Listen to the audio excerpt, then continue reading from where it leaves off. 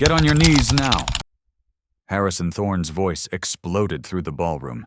His hand gripped the waitress's shoulder, pushing down hard. I said, Julian, you ignorant? He shoved harder. Do you people not understand English? The black waitress stumbled. Champagne pooled around his Italian shoes. Sir, please, I apologize. Shut up. Harrison snapped his fingers in her face. You work for me. $50,000 I paid tonight.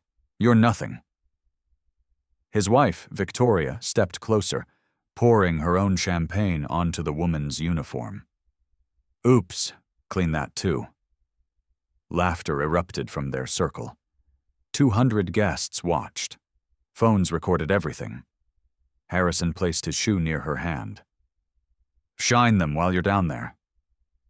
The waitress's nameplate read, Dr. Elena Vance. Nobody looked. Have you ever watched someone destroy everything without knowing it? 48 hours earlier, Dr. Elena Vance sat in her corner office on the 20th floor of Century City Medical Tower. Floor-to-ceiling windows framed the Los Angeles skyline. The late afternoon sun painted the glass buildings gold.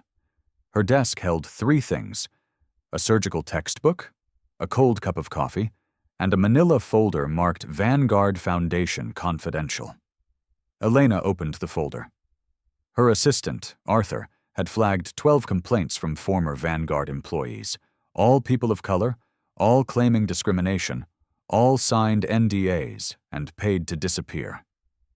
She picked up her phone and dialed. Arthur, it's Dr. Vance. I need 5 waitstaff uniforms by Thursday. The Beverly Hills event. She paused, listening. Yes, I'm going by myself. Standard protocol. For 15 years, Elena had run the Vance Medical Foundation this way. Anonymous investigations, undercover assessments. Organizations applying for grants never knew she was watching. The ones who failed her character test never got $1. The Vanguard Foundation wanted $15 million for youth education programs. Harrison Thorne's signature sprawled across every page of the application. His face smiled from the foundation website, arm around underprivileged children. Perfect PR photography. But the complaints told different stories. Elena closed the folder and stood. Her white coat hung on the door. She'd worn it through 12-hour surgeries, through medical school rotations where professors doubted her, through residency where patients asked for the real doctor. She'd also worn waitstaff uniforms. All through Harvard undergrad, through medical school, her father had been a janitor. Her mother cleaned houses. Elena knew what it meant to be invisible. Thursday night arrived cold and clear. The Beverly Hills Grand Ballroom rose like a palace of marble and gold. Valet in red jackets rushed to open car doors. Women in designer gowns swept through the entrance. Men in custom tuxedos laughed and shook hands. Elena entered through the service entrance at the back. The hallway smelled of industrial cleaner and fresh bread from the kitchen. She wore a simple black server's uniform, hair pulled back, minimal makeup. A small body camera was pinned inside her collar, perfectly legal under California's single-party consent law. The device was already recording. Inside the ballroom, crystal chandeliers hung like frozen waterfalls. Round tables draped in white linen filled the space. Each centerpiece cost more than most people's monthly rent. The air buzzed with wealth and self-importance. Elena counted 200 guests, CEOs, politicians, celebrities, old money families whose names appeared on museum wings and hospital pavilions. She recognized a city councilman, a federal judge, the district attorney, Serena Brooks, in a midnight blue gown. She picked up a champagne tray and began circulating. For 90 minutes, she watched. Harrison Thorne held court near the center of the room. 60 years old, silver hair perfectly styled, a tan that screamed private yacht. His laugh boomed across conversations. His hand rested possessively on his wife's lower back. Victoria Thorne was 28, blonde, surgically enhanced. Her diamond necklace caught the light with every breath. She spoke in that particular tone wealthy women use with service staff. Not quite rude, just dismissive enough to establish hierarchy. Their son, Julian, circulated nearby. 32, same entitled swagger as his father. He'd inherited the family business and the family prejudice. Elena observed their interactions carefully. A Latino busboy approached to clear glasses. Harrison didn't look at him, just waved him away like shooing a fly. The busboy's jaw tightened, but he said nothing. A black musician from the string quartet asked about the restroom location. Victoria pointed without making eye contact, then turned to her friend and whispered something. Both women giggled. Julian refused a business card from an Asian investor, claiming his hands were full. They weren't. Elena's body camera captured everything. She also noticed David Miller, a security guard stationed near the entrance. Mid-40s, black, former military bearing. Their eyes met briefly. Something flickered in his expression. Recognition? She couldn't be sure. The head chef, Andre Bennett, supervised the kitchen staff through the service window. Another black face in a sea of white wealth. He caught Elena's eye and nodded slightly. An acknowledgement, a silent understanding between two people who knew what it meant to work in spaces like this. The orchestra played Vivaldi. Guests sipped champagne that cost $300 per bottle. Harrison Thorne stepped toward the microphone to announce his mayoral campaign. Elena positioned herself near his table. She was ready. Everything that happened next she would document with scientific precision. The orchestra finished its piece. Applause rippled through the ballroom. Harrison Thorne raised his champagne glass, basking in the attention. Elena moved through the crowd with her tray. 12 crystal flutes balanced perfectly. She'd done this job 1,000 times in college. Muscle memory kept her hands steady. Victoria Thorne turned sharply, laughing at something a friend said. Her elbow connected with Elena's tray hard. The tray tilted. Champagne arced through the air in golden streams. It splashed across Harrison's shoes, his pant cuffs pooling on the pristine marble floor. The room seemed to inhale all at once. Harrison's face transformed. His smile vanished. His eyes went cold and narrow. The muscle in his jaw twitched. What the hell? His voice started low. Dangerous. What kind of incompetent help did they hire? Elena set down the tray carefully. She pulled a clean napkin from her apron.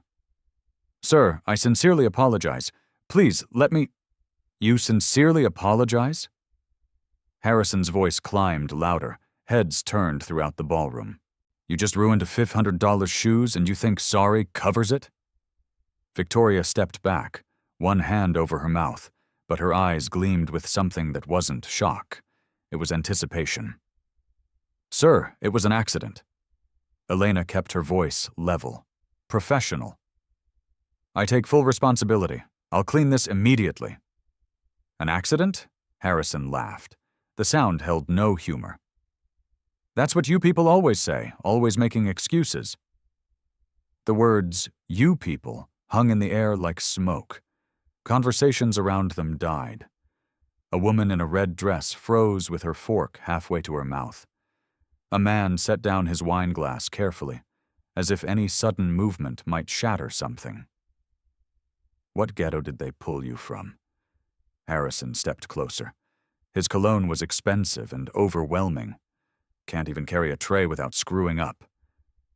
Elena's body camera captured his face. Every sneer, every contemptuous expression. I apologize again, sir. If you'll allow me to get proper cleaning supplies, get on your knees. The command cracked through the ballroom like a gunshot. Elena looked up at him. Sir? You heard me. Harrison's finger pointed at the floor, at the puddle of champagne, at his stained shoes. Get on your knees and clean this mess up properly. Show some respect for where you are." A gasp came from somewhere to the left. An older woman clutched her pearls. Literally. "Mr. Thorne, I'll be happy to clean this, but nothing." He snapped his fingers. Once, twice. The sound as sharp as slaps. "Do you people not understand basic commands, or do I need to speak slower?" Julian Thorne pushed through the crowd. He wore the same expensive suit as his father, the same cruel smile. "Problem, Dad?" "This woman seems to think she's too good to do her job. Typical." Julian circled around Elena like a shark. "They always have an attitude. Think the world owes them something." Victoria joined them, forming a triangle around Elena. She sipped her champagne, watching over the rim of her glass. "Harrison, darling. She's probably never been to an event like this before. Doesn't understand how things work." The words cut deeper than shouting would have. Elena stood perfectly still. Her heart rate stayed steady.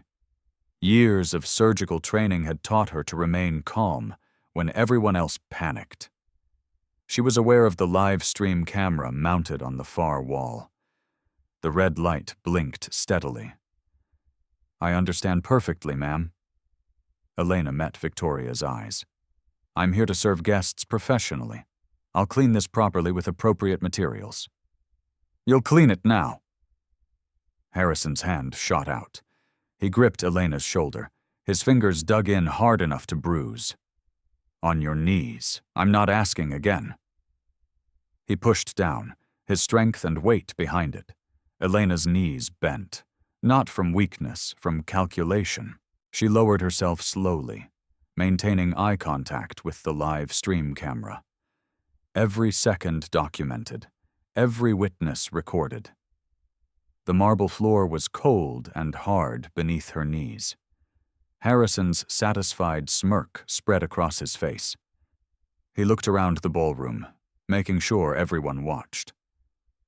"Sometimes you need to remind people about standards, about respect, about knowing their place." He lifted his foot, placed it near Elena's hand, close enough that the champagne on his shoe dripped onto her fingers. "Shine them while you're down there." Someone in the crowd made a strangled sound. Disgust or shock or both, but no one moved. No one spoke up. 200 people watched in silence. David Miller, the security guard, took a step forward. His hand went to his radio, but then his supervisor shot him a warning glare. David froze, jaw clenched so tight the muscles stood out. Natalie Grant, a journalist from the Society pages, had her phone out. Recording. Her face was carefully neutral, but her fingers white-knuckled around the device. District Attorney Serena Brooks stood 20 feet away. Her champagne glass paused halfway to her lips, her legal mind clearly working through what she was witnessing. But she didn't intervene. Not yet. Harrison addressed the crowd like he was giving a speech. His voice carried across the silent ballroom. "This is what's wrong with our society. Entitled people thinking they deserve positions they haven't earned, thinking they don't need to work their way up like the rest of us." He gestured broadly, performing now. "I built my empire with hard work, discipline, not handouts, not diversity quotas, actual merit." Victoria nodded along. "She should be grateful for the opportunity to work at an event like this, to learn from successful people." Julian circulated through the nearby guests, playing to the crowd.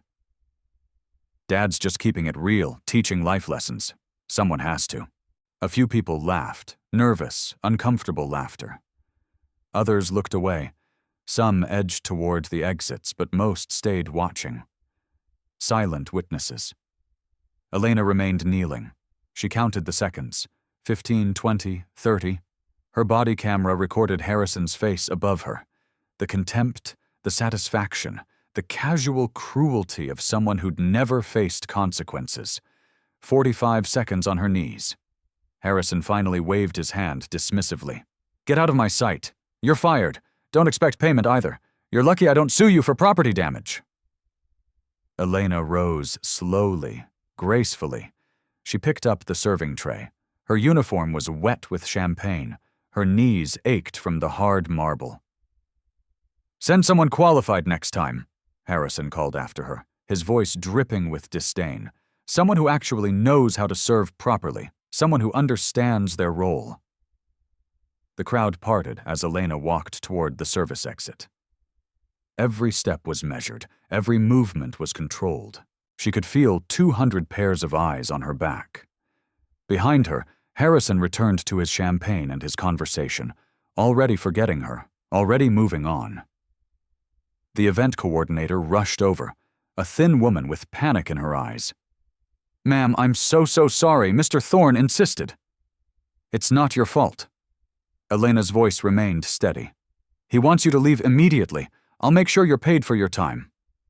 "That won't be necessary." Elena reached the service hallway.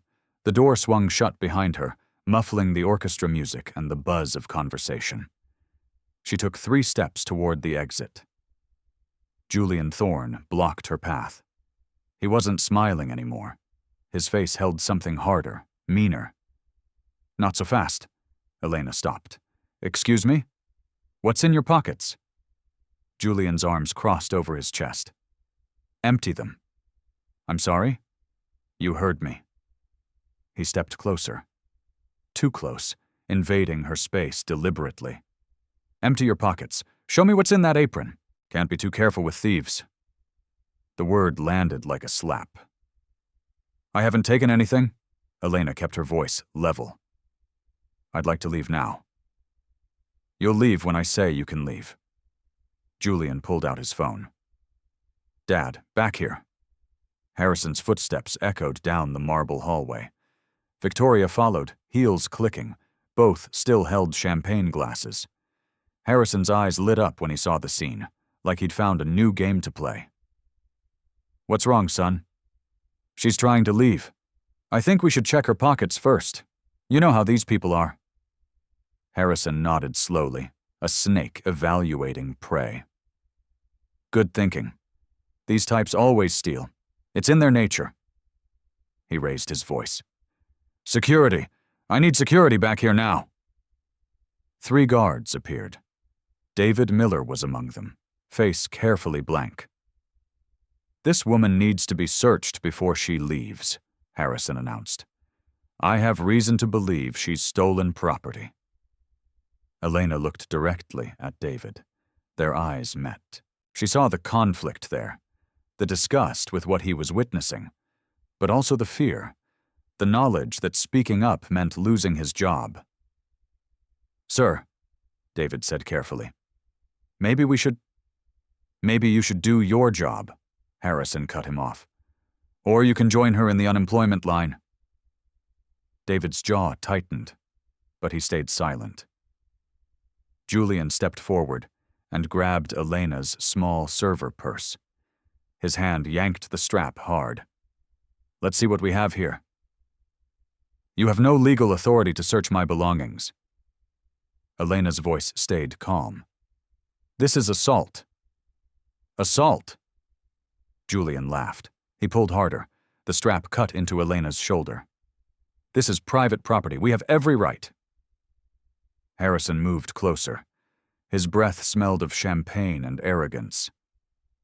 "You're on my property. At my event, I make the rules here." Victoria circled behind Elena, blocking retreat. Her diamond bracelet clinked. "Just let them look, unless you're hiding something." "I have nothing to hide, but this is illegal." "Illegal?" Harrison's laugh boomed. "You want to talk illegal? You assaulted me with that champagne, destroyed my $1,500 shoes. That's assault and battery." Julian dumped the purse contents onto a service table. Items scattered across white linen. A phone, driver's license, lip balm, keys, a card holder with embossed lettering. Julian pawed through everything. He grabbed the card holder, flipped it open without really looking. Business cards spilled out. Cream-colored, professional. Dr. Elena Vance, MD, printed in elegant script. Julian glanced at one card, tossed it back. His brain didn't register what his eyes saw. Nothing but junk. Harrison spotted Elena's phone. The screen glowed. A recording app showed time counting. Is that camera on? Are you recording me? I have the legal right. Delete it. Harrison snatched the phone. Delete that footage now. I'm not required to do that. Delete it, or I smash this phone. Harrison's fingers tightened around the device. His knuckles went white. That's destruction of property. I'll show you destruction. Harrison's free hand grabbed Elena's wrist. He twisted. Pain shot up her arm. Bones ground together. Give me the passcode. David Miller shifted. His hand moved toward his radio. Sir, maybe we should stay out of this. Harrison's face flushed red. A vein pulsed in his temple. You work for me, Miller. Stand down or you're fired. David's hand dropped. His jaw clenched tight. You're assaulting me in front of witnesses. Elena's voice strained with pain. This is documented. Documented by who? Victoria pulled out her phone, started recording Elena. I see a hostile employee threatening my husband. Exactly. Julian filmed, too. We're documenting your aggressive behavior. Harrison twisted harder. The passcode now, or I break your arm and claim self-defense. Let go of me. Natalie Grant appeared at the hallway entrance. Her journalist instincts had pulled her back. She held her phone up, recording. Her face was pale but determined. Get her out, Harrison barked at security. A guard moved toward Natalie. Ma'am, private area. This is a crime scene. I'm press. You want to assault a journalist? The guard stopped. Harrison released Elena's wrist with a shove. She stumbled against the wall. Red marks bloomed on her skin, finger-shaped bruises forming. Fine. Keep your phone. Harrison's smile turned vicious. We don't need it. He reached into his jacket pocket, pulled out a silver fork, expensive Christoffel from the Gala tables. He held it up, made sure the guards saw it, made sure Natalie's camera caught it. Then he placed it deliberately among Elena's belongings. Well, well, his voice dripped with fake surprise. What do we have here? Julian caught on fast. Is that one of the silver forks? It certainly is. $500 each. That's not mine. Elena's eyes locked on the fork. It's in your belongings. Victoria's voice sing-songed. Right there with your things. Because he just planted it. Elena looked at Natalie's camera. Everyone watched him do it. Plant evidence. Harrison turned to the guards. Did anyone see me plant anything? The guards exchanged glances. They'd seen it. Everyone had, but Harrison signed their paychecks. Two guards stayed silent. David opened his mouth, closed it. War played across his face. That's what I thought. Harrison pulled out his phone. I'm calling the police. This woman committed theft and assault. She's making false accusations. She needs to be arrested. You're calling the police? Elena's voice held something new, almost satisfaction. Please do.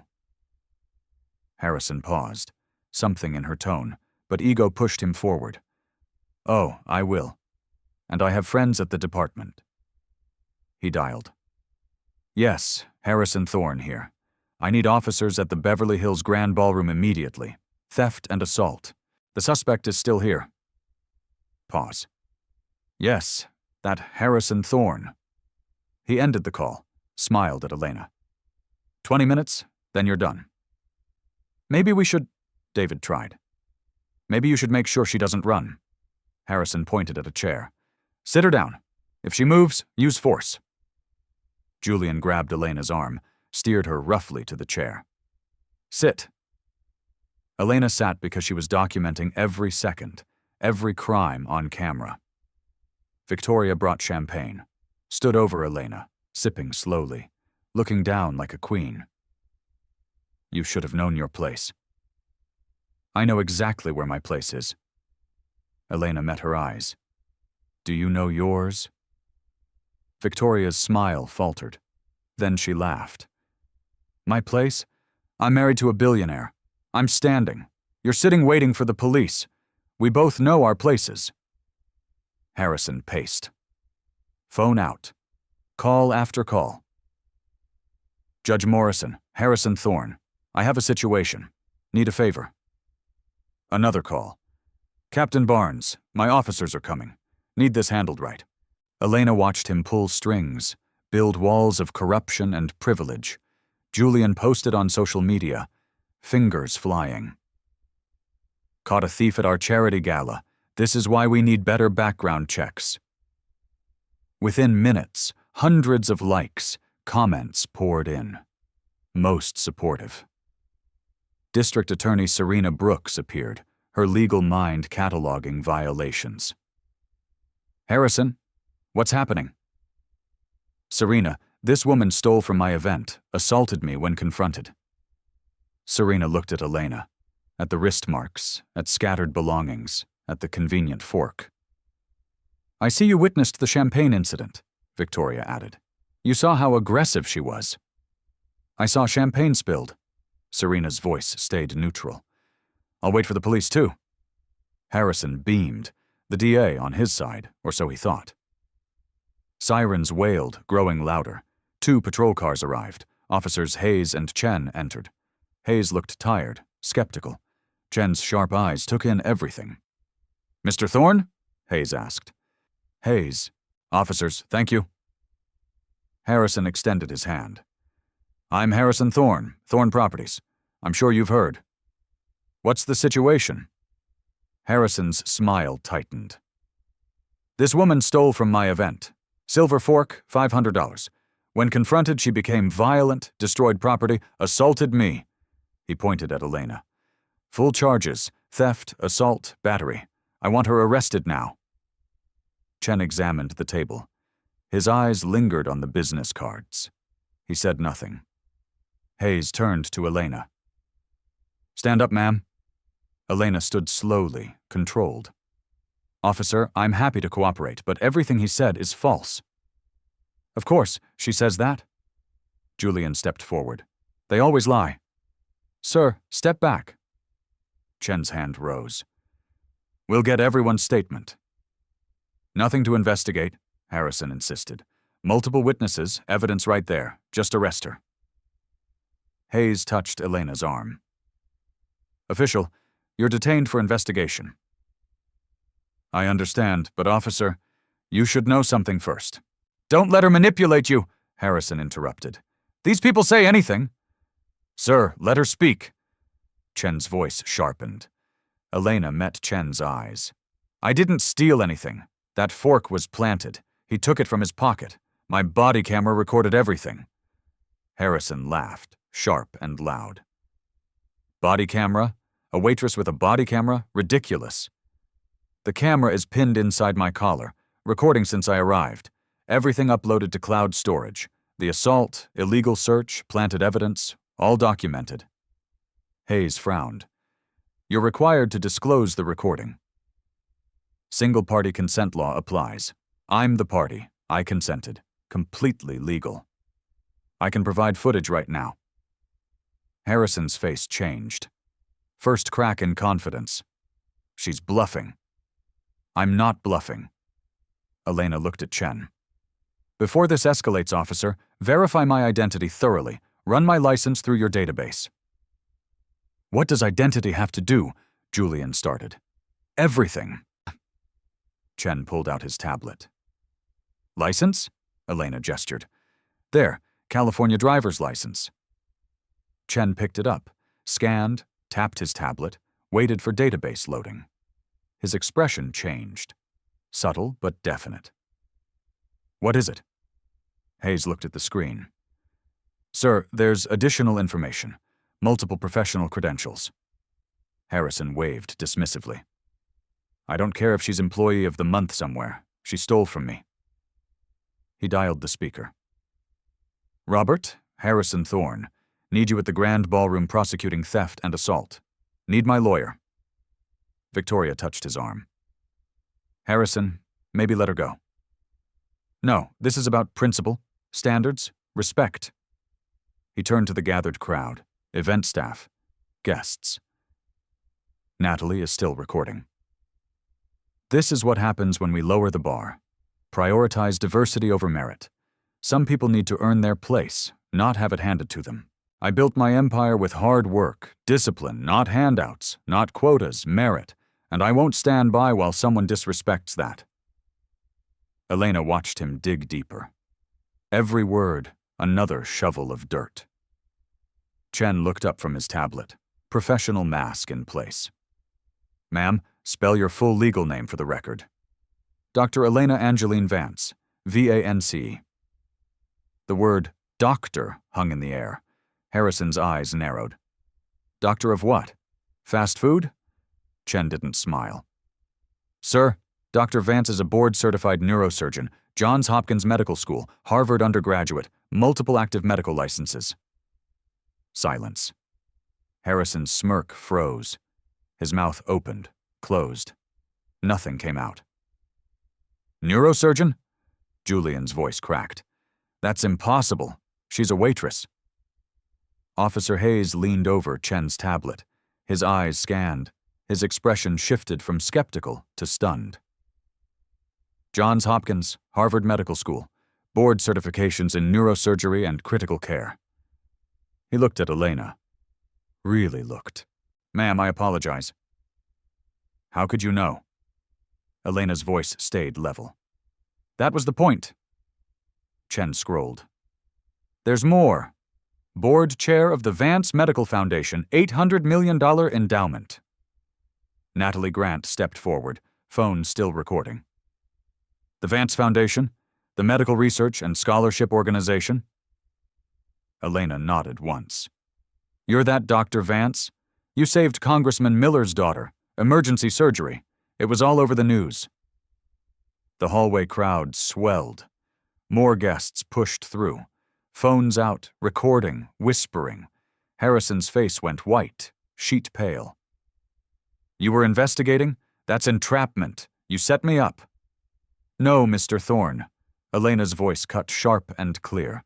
"I gave you every opportunity to treat another human with basic dignity. You chose contempt. Every second was your choice." Victoria backed away. Her champagne glass trembled. "Harrison, what is she talking about?" "Your foundation applied for a $15 million grant from my organization.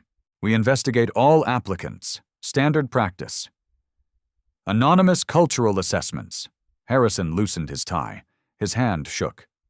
"That's illegal. Completely legal." District Attorney Serena Brooks stepped forward, authority in her voice. "And I witnessed everything, Mr. Thorne." Elena continued.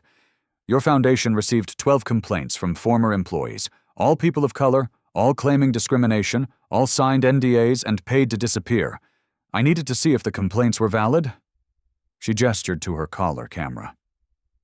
"You showed me in crystal clarity." Julian grabbed Harrison's arm. "Dad, stop, wait for the lawyer." But Harrison couldn't stop. "That footage could be edited. Deep fake, not admissible."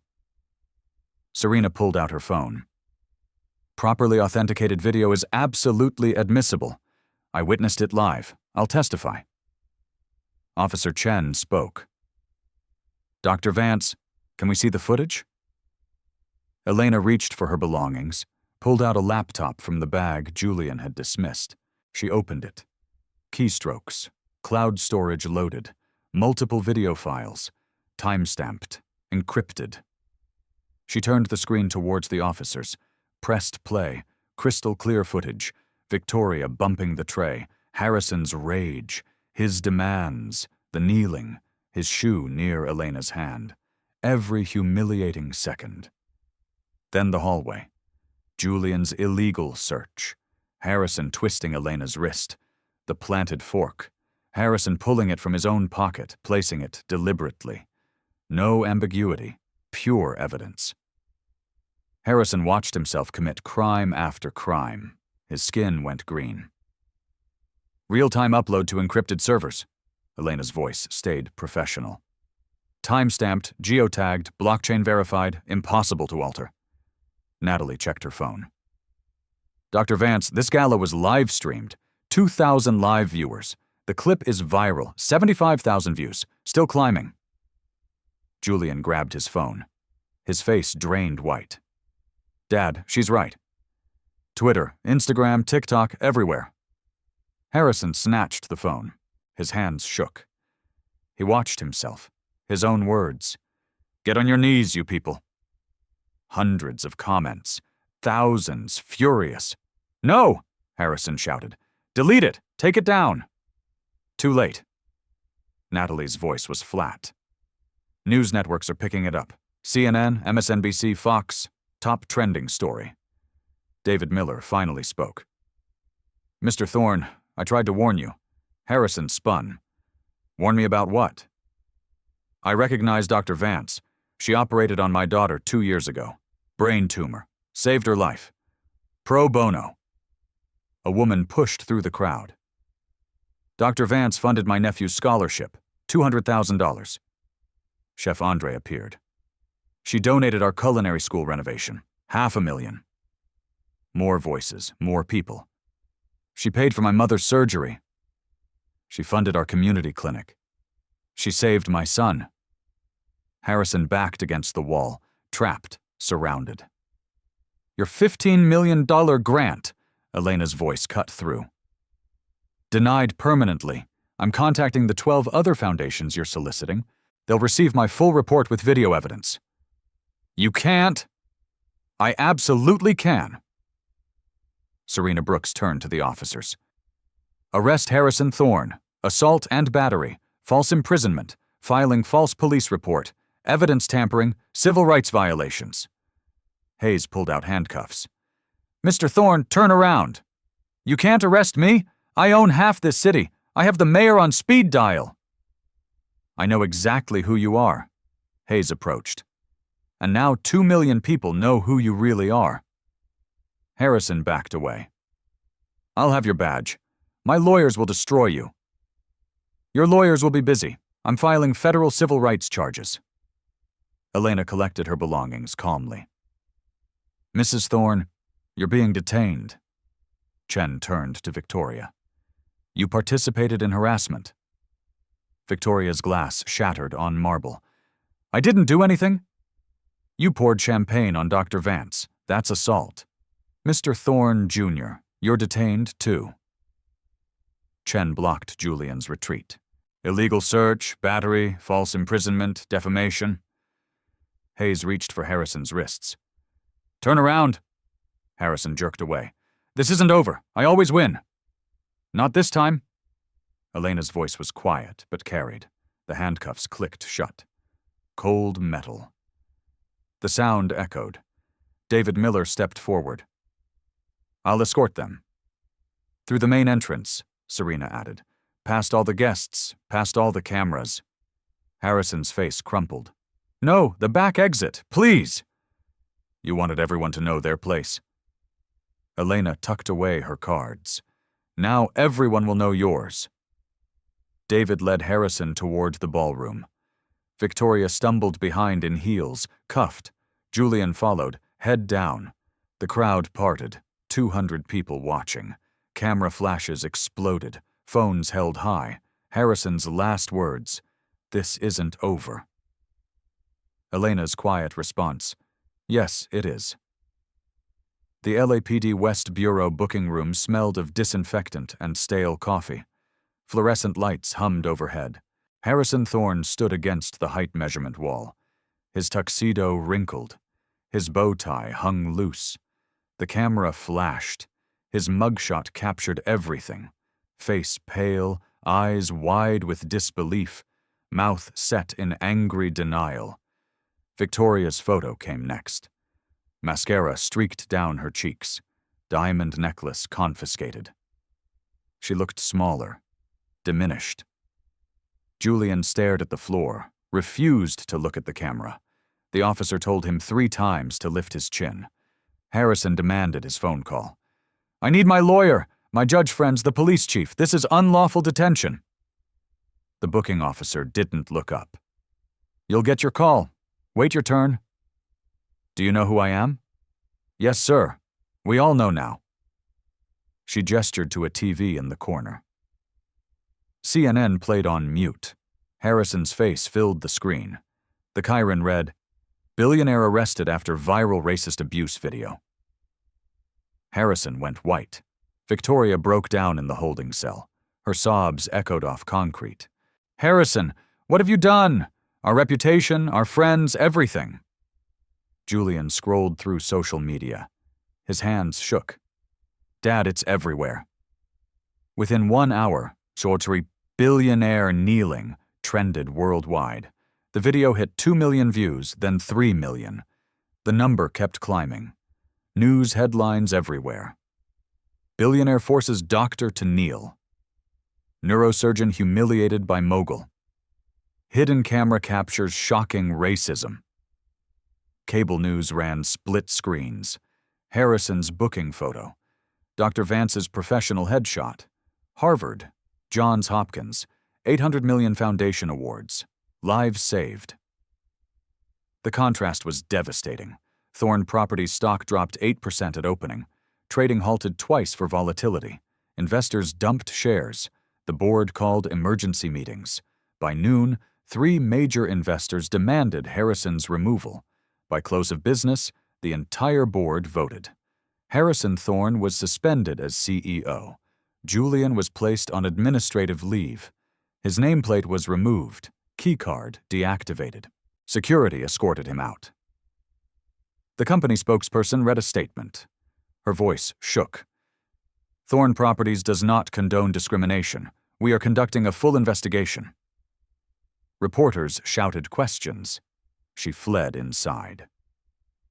15 employees came forward with stories. A black accountant described years of being passed over.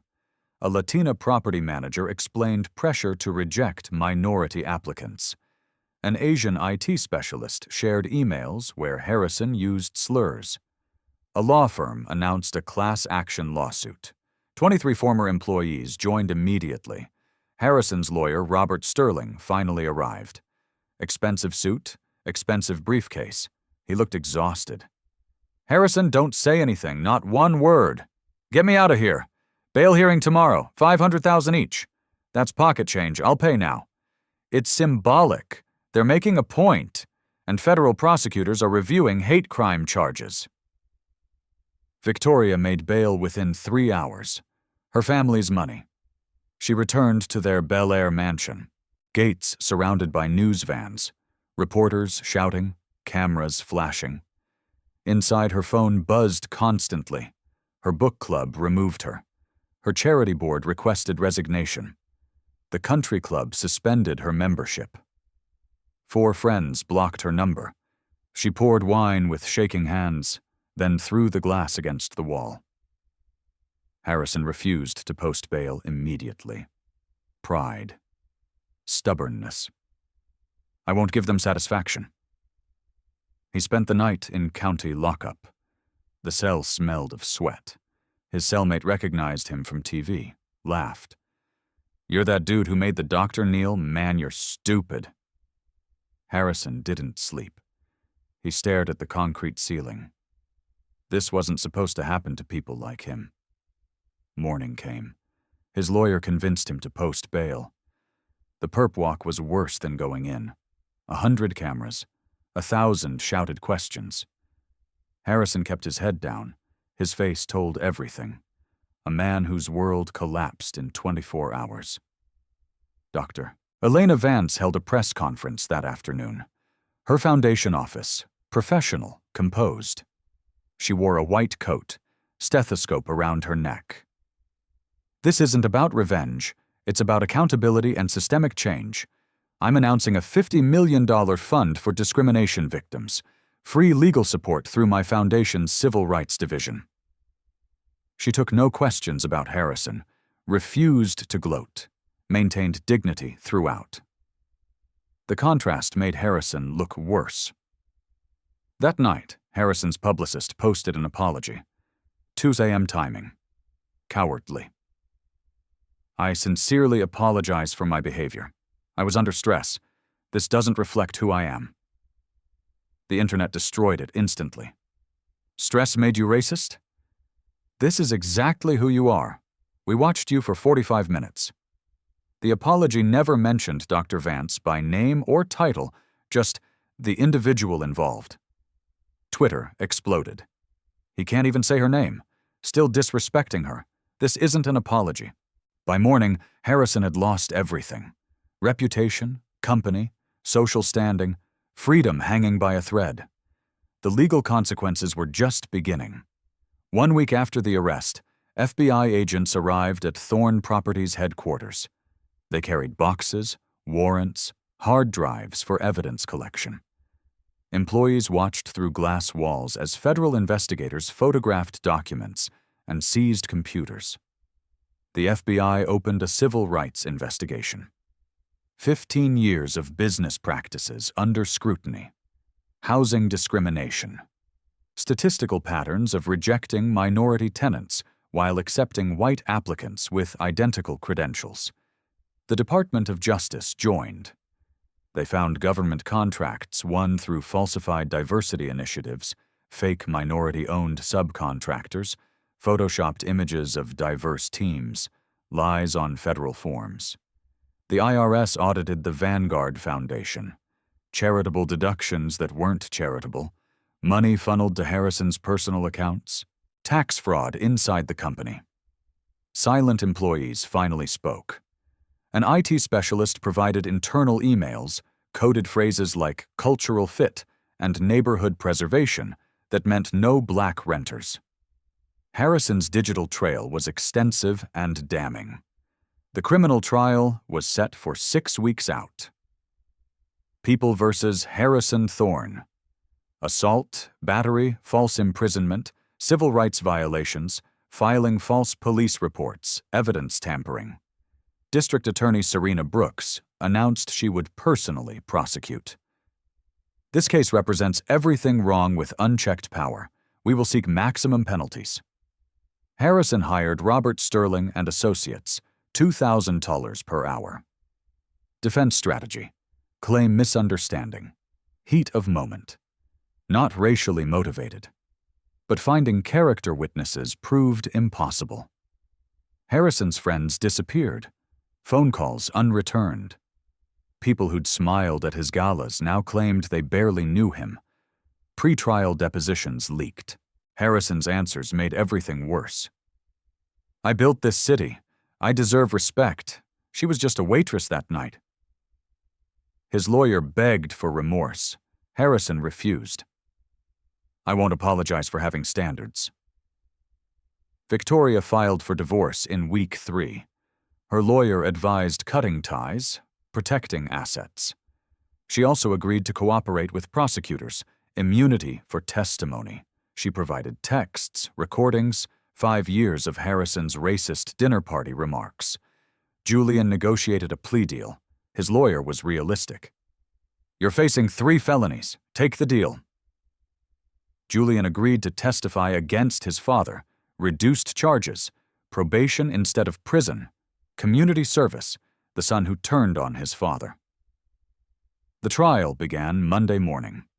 Department 104, Clara Shortridge Foltz Criminal Justice Center. The courtroom was packed, court TV broadcasting live. Judge Evelyn Harper presided, 60 years old. No nonsense. This is not a media circus. This is a court of law. Opening statements painted 2 pictures. The prosecution showed the body camera footage. 45 minutes of humiliation. The kneeling, the planted evidence. Crystal clear. Harrison Thorne didn't just commit crimes, Serena Brooks told the jury. He revealed who he is. A man who believes wealth and skin color place him above the law, above basic human decency. Defense attorney Robert Sterling tried damage control. My client made mistakes. He was stressed. This was one bad night, not a pattern. The jury's faces showed they weren't buying it. Dr. Vance testified first. Navy suit, professional, composed. She answered questions clearly, precisely. Why did you kneel when he ordered you? Because I knew the camera was recording. Allowing him to reveal his character would provide undeniable evidence. Cross-examination tried painting her as a provocateur. You intentionally placed yourself there. I investigated a grant applicant. Standard practice. Mr. Thorne's actions were entirely his choice. They couldn't shake her. Too prepared. Too credible. 8 former employees testified. Each added weight. A black executive passed over 11 times. A Latino property manager was pressured to reject minority applications. An Asian accountant called degrading names for 3 years. Mr. Thorne would review applications. When he saw ethnic names, he'd say, "Find a reason to reject this every time." The pattern was undeniable. 15 years of systematic discrimination. Victoria took the stand on day 4. She'd lost weight. Clothes hung loose. She looked older, tired, scared. She testified against Harrison. Private dinners where he joked about keeping neighborhoods white. Text messages celebrating blocked affordable housing. Voice memos strategizing about maintaining property values by excluding minorities. Defense tried discrediting her. You're bitter about the divorce. I'm ashamed I stayed silent for so long. The prosecution presented the body camera footage 3 times. Each time, jurors' faces showed disgust. They presented internal emails, statistical analysis showing discrimination patterns, expert testimony from housing economists, recorded phone calls of Harrison influencing judges. The defense called Harrison to the stand. Desperate move. Robert Sterling tried controlling the narrative. Harrison couldn't help himself. Do you regret your actions? I regret that it was filmed. Silence in the courtroom. Even his lawyer looked sick. You regret being filmed, not the actions? I regret how it looks. Serena Brooks's cross-examination was surgical. Mr. Thorne, you said you people. What did you mean? Service workers, not black people. No, but you only used that phrase addressing Dr. Vance, a black woman, never to white servers that night. Harrison had no answer. You demanded she kneel. Why? She was disrespectful. She apologized multiple times. How was that disrespectful? Her tone. Describe this disrespectful tone. Harrison couldn't. He floundered, made excuses, contradicted himself. The more he talked, the worse it became. Closing arguments were devastating. Harrison Thorne believed his money made him immune, believed his skin color gave him the right to humiliate others. He was wrong. Defense tried. One bad night shouldn't destroy a life. But the jury had seen 15 years of bad nights. They deliberated for 4 hours. Quick. On the charge of assault, how do you find? Guilty. Battery. Guilty. False imprisonment. Guilty. Each verdict hit like a hammer. Harrison's face went gray. All 6 charges, complete conviction. Sentencing came 1 week later. Judge Harper allowed victim impact statements. Dr. Vance spoke. This isn't about me. I have resources to fight back. This is about every person of color who experiences this daily with no recourse. 12 former employees spoke about destroyed careers, mental health impacts, financial devastation. David Miller spoke. I watched evil happen and almost stayed silent. This verdict tells me speaking up matters. Judge Harper's statement was firm. Mr. Thorne, you used wealth and power to dehumanize others. You showed no remorse. You attempted to corrupt justice. Your actions were habitual, calculated, and cruel. The sentence, 3 years federal prison, 5 years probation after release, $500,000 fine to Dr. Vance, $2 million to the Civil Rights Fund, 1,000 hours of community service, mandatory bias training, public apology required, restitution to 23 employees, $5.7 million total. Harrison stood. This is a travesty. You're remanded immediately. Bailiff. Officers approached. Harrison's hands cuffed, led out, screaming about injustice, about corruption. Nobody believed him. The civil lawsuit followed. Dr. Vance sued for $15 million. Emotional distress, civil rights violations. The jury awarded everything. She donated it all. Scholarships for students of color. The class action suit settled, $47 million. Thorne Properties was forced into federal monitoring for 10 years. The company eventually sold. Harrison lost control completely. His empire crumbled. His legacy was destroyed. Justice was served complete and total. 6 months later, Harrison Thorne sat in federal minimum security prison in Lompoc, California. The facility housed white-collar criminals, tax evaders, fraud convicts, and one former billionaire. Harrison wore standard-issue orange, no custom Italian suits. He'd lost 20 double bitsu. His silver hair had gone gray. Deep lines carved his face. Other inmates knew who he was. Everyone had seen the video. His privilege didn't protect him here. Guards treated him like everyone else. No special favors. He worked in the prison kitchen, serving food, cleaning tables, washing dishes. For the first time in his life, Harrison Thorne served others. His appeals were denied at every level. The evidence was too clear. The body camera footage too damning. Multiple witnesses too credible. He'd lost $1.2 billion. Business value evaporated. Legal fees consumed millions. Settlements drained accounts. His empire sold piece by piece. Victoria divorced him, took her settlement, and moved to Europe. She funded a women's shelter anonymously. Attempting amends, she never spoke to Harrison again. Julian completed probation and community service. He worked for non-profit housing now, helping families find affordable homes. He spoke at schools about privilege and prejudice. His redemption path was long, but he was walking it. Dr. Elena Vance's foundation grew to $1.2 billion. Donations flooded in after the story broke. People wanted to support her mission, her courage, her dignified pursuit of justice. She launched the Undercover Justice Initiative. Investigators tested organizations for discrimination before awarding grants. 47 organizations investigated. 12 lost funding for discriminatory practices. Elena continued her medical practice, still performed surgeries, still saved lives, especially for underserved communities. She hadn't changed. The world's perception had changed. She guest lectured at universities. Power, dignity, and strategic justice. Standing room only at every event, students hung on every word. She published a memoir. Kneeling Up became an instant bestseller. All proceeds went to civil rights organizations. The book told her story, and the stories of countless others who faced daily humiliation. The societal impact rippled outward. 15 states passed laws protecting service workers from abuse.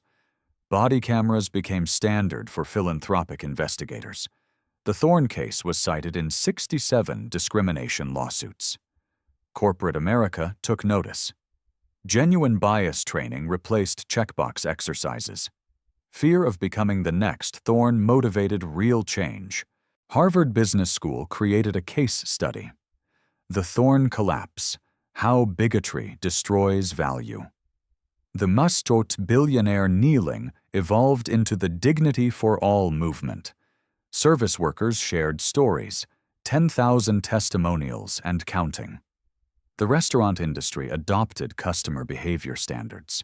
The right to refuse service expanded to workers refusing abuse. David Miller got promoted. He started a training program. Ethical security in unjust moments, teaching guards to intervene when witnessing discrimination. His daughter, whose life Elena saved, graduated college. She became a civil rights lawyer. The Grand Ballroom incident was taught worldwide: sociology classes, ethics courses, business schools. The video had 200 million views globally. Elena became Time Person of the Year. The Doctor Who Wouldn't Kneel. An annual Vance Award was established for individuals who fight injustice creatively. The Thorn name became synonymous with karmic justice. He pulled a thorn, entered common language. 1 year after the incident, Elena sat for an interview. The journalist asked about that night. "I didn't kneel because I was weak," Elena said. Her voice is calm, certain. "I knelt because I knew the camera was watching. I understood his cruelty would expose itself if I gave him rope." She leaned forward. "This was never about me winning. It's about every person who can't fight back getting hope, getting proof that justice is possible. Dignity cannot be taken, only temporarily obscured. Truth eventually restores it. The arc of the moral universe is long, but it bends toward justice. If we document injustice clearly, if we stand as witnesses, if we refuse to stay silent." Dr. Vance's story proved that power isn't about position. It's about principle. Every day, people face humiliation simply for existing while black, brown, or different. Some can fight back, others can't. But we can all be witnesses. If you see injustice, document it, share it. Don't stay silent. If this story moved you, hit that subscribe button right now. We share real stories of justice every single week.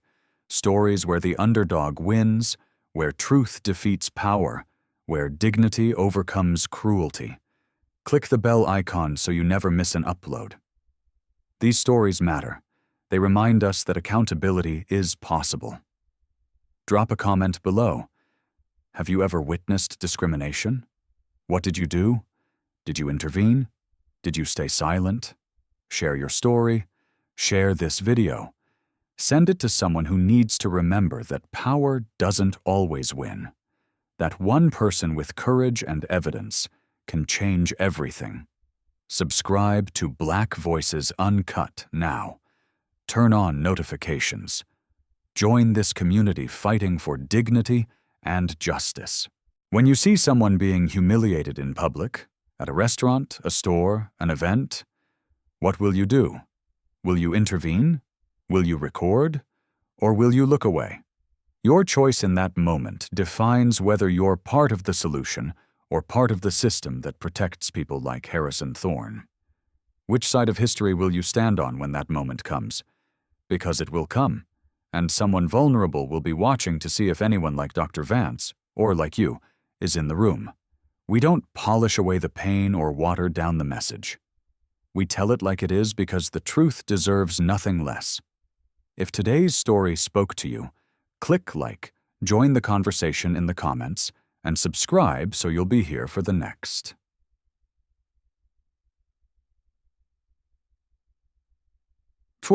This story teaches us a profound truth about the nature of power. True authority is not found in the ability to suppress others, but in the strength to maintain one's dignity under fire. Harrison Thorne mistook his bank balance for a shield and his skin color for a throne. But he was ultimately defeated by a woman who understood that character is the only currency that never devalues. In moments of extreme provocation, the most powerful skill you can possess is non-reactive observation. Dr. Elena Vance didn't scream, hit back, or trade insults. She recognized that her opponent's ego was his greatest weakness. By remaining calm, she allowed Harrison to be the architect of his own destruction. The takeaway: when someone tries to humiliate you, they are not revealing your place in the world. They are revealing the boundaries of their own soul. Do not lower yourself to fight a pig in the mud. You both get dirty, but the pig likes it. Stand your ground, gather your evidence, and let the truth do the heavy lifting. Justice may be slow, but when it arrives with receipts, it is absolute.